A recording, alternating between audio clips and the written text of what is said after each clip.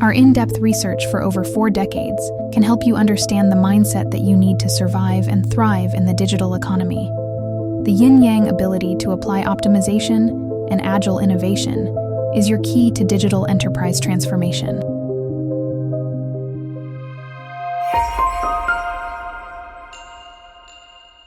In this episode, we will explore the flux now taking place from the industrial economy to the digital economy. The characteristics of challenges and opportunities of our new world are starkly different from the characteristics that we have become accustomed to in the industrial era. The new business landscape has become a treacherous place for those who fail to adapt and a virtual goldmine for those who do. Now, let us understand the flux.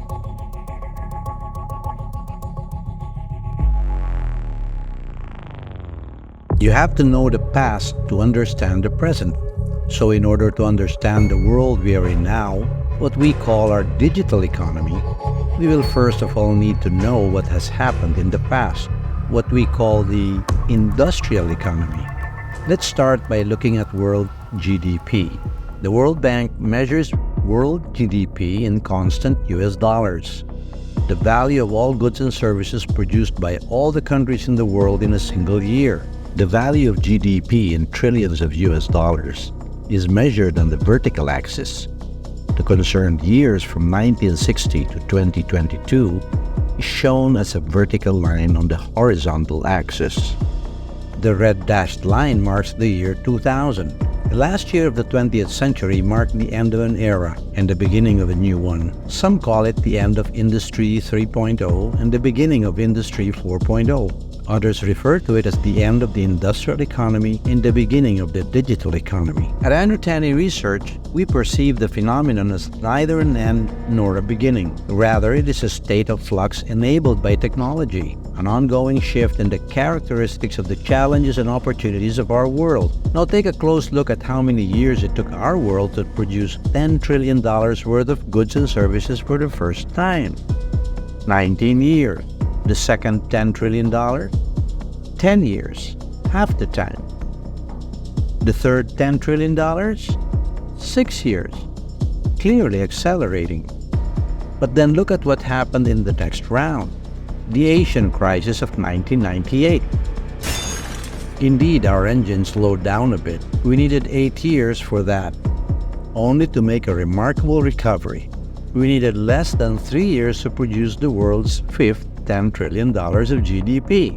Another acceleration brings in the sixth $10 trillion in less than 2 years, and in its tail, the unforgettable American crisis of 2008.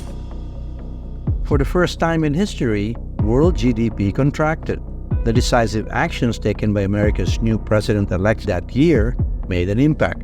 Again, our world needed less than 2 years to produce the seventh $10 trillion of GDP. The American crisis slowed down the production of our eighth $10 trillion of GDP. It also spawned the European sovereign debt crisis over the next 4 years. Consequently, our world experienced its second GDP contraction. Concerted government action spawned remedies that led world recovery into producing our ninth $10 trillion of GDP.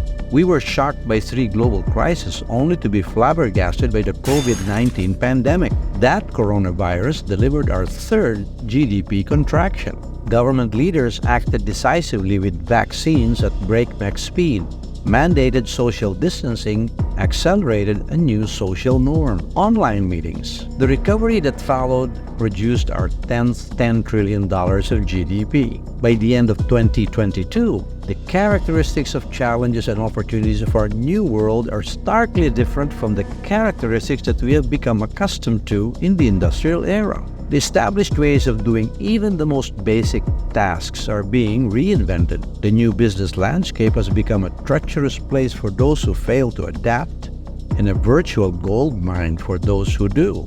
This is the era of disruption. In the era of disruption, what are the new rules that we all need to learn to deal with? What is the right mindset for the digital economy?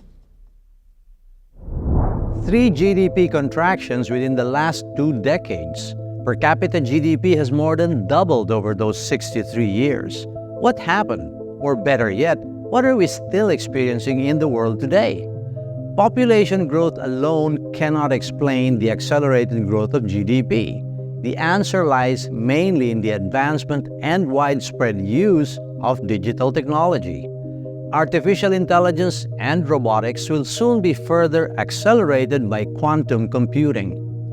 Brace yourself for what will happen when digital transitions to the quantum era.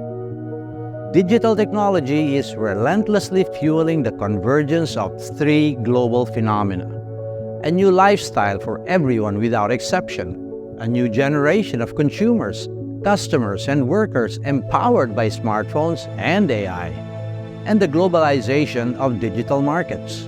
Learn the new rules of the digital era that we are still in. Learn to apply the right mindset for those new rules now. If you do not, it may just be too late for your business and your organization to cope with the tsunami of change in the quantum era. You need to organize for business excellence. In episode 1, we explore the flux now taking place from the industrial economy to the digital economy.